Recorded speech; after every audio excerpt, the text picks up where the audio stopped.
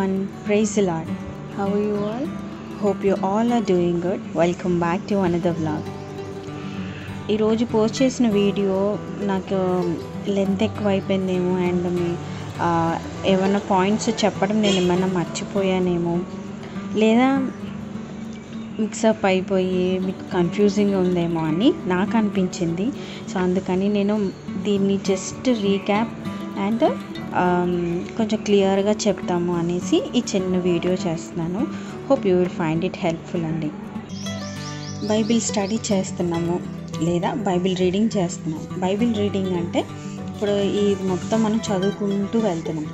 Study అన్నప్పుడు వచ్చేసరికి దీని మీద చాలా ఇన్ డీటెయిల్డ్గా పాయింట్ టు పాయింట్ మనం వెళ్ళి దాన్ని వెతుక్కొని రాసుకోవడం, మనం తెలుసుకోవడం అన్నమాట. అయితే ఇప్పుడు ఫర్ ఎగ్జాంపుల్ ఇప్పుడు యెహోషువ ఉంది. ఇప్పుడు ఇందులో నుంచి నేను ఫస్ట్ చాప్టర్ చదవాలనుకుంటున్నాను. మీరు చదవండి. మీకు చదివిన తర్వాత మీకు ఇందులో ఏం అర్థమైంది అంటే ఈ ఒక్క అధ్యాయము దేని గురించి మాట్లాడుతున్నారు, ఎవరు రాశారు, ఎవరికి రాస్తున్నారు, లేదా ఇందులో ఉన్న సారాంశం ఏంటి అన్నది మీరు ఫస్ట్ మనం రాస్తున్న ఫస్ట్ లైన్లో రాసుకోండి.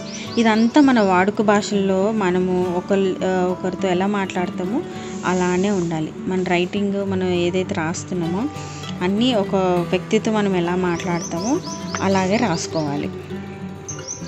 ఇక్కడ రోమిలకు రాసిన పత్రిక అని ఉంది కదా, పౌలు భక్తుడు రోమాలో ఉన్న వాళ్ళకి రాశారు. నేను ఇప్పుడు నా ఓన్ లాంగ్వేజ్లో నాకు అర్థమైంది రాశాను.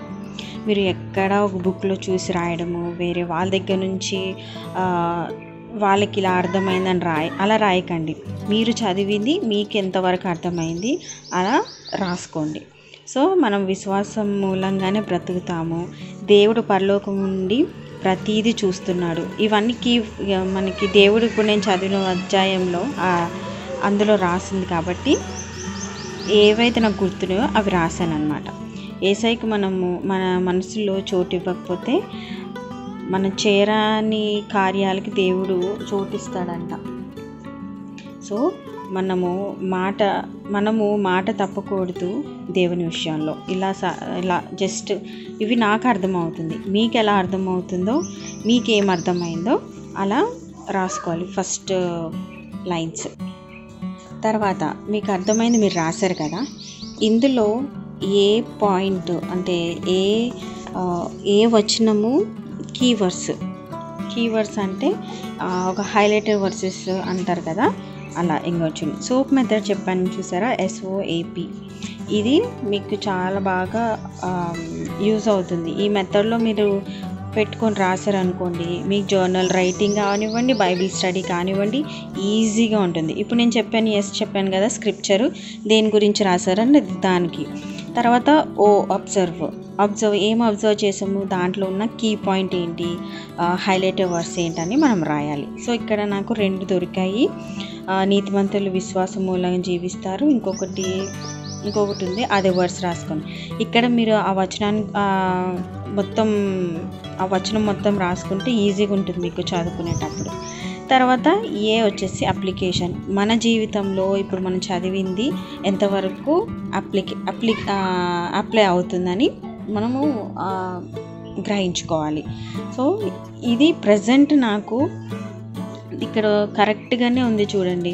మన దేవుడికి చోటు ఇవ్వకపోతే మనం చెయ్యరాని కార్యాలకి చోటిస్తాడు. మనం ఒకవేళ మాట ఇచ్చుకున్నట్టయితే దేవుడికి, దాన్ని మనం తప్పకూడదు దేవుని విషయంలో ప్రతి దాంట్లో. సో నేనైతే బైబిల్ రీడింగ్ నేను చేస్తానన్నాను కానీ రెగ్యులర్గా చేయట్లేదు. ఇన్కన్సిస్టెన్సీ అయిపోయిందనమాట. సో అది ఇప్పుడు నేను చదివిన వర్స్ నాకు అప్లికేబుల్ అయిందని రాసుకున్నాను. దీని గురించి నేను ప్రేయర్లో పెట్టుకోవాలనేసి ఇక్కడ ప్రేయర్ రాసుకుంటున్నాను. దేవా నన్ను క్షమించండి, నేను మీకు ఇచ్చిన మాట నేను తప్పుతున్నాను, దేవా నన్ను దూరంగా తీసుకువెళ్ళకండి, నన్ను వెనుకకు త్రోసివేయకండి అని మనము ఇలాగ ప్రేయర్ రాసుకుంటూ ఉండాలి. తర్వాత అయిపోయిన తర్వాత ప్రేయర్ చేసుకోండి.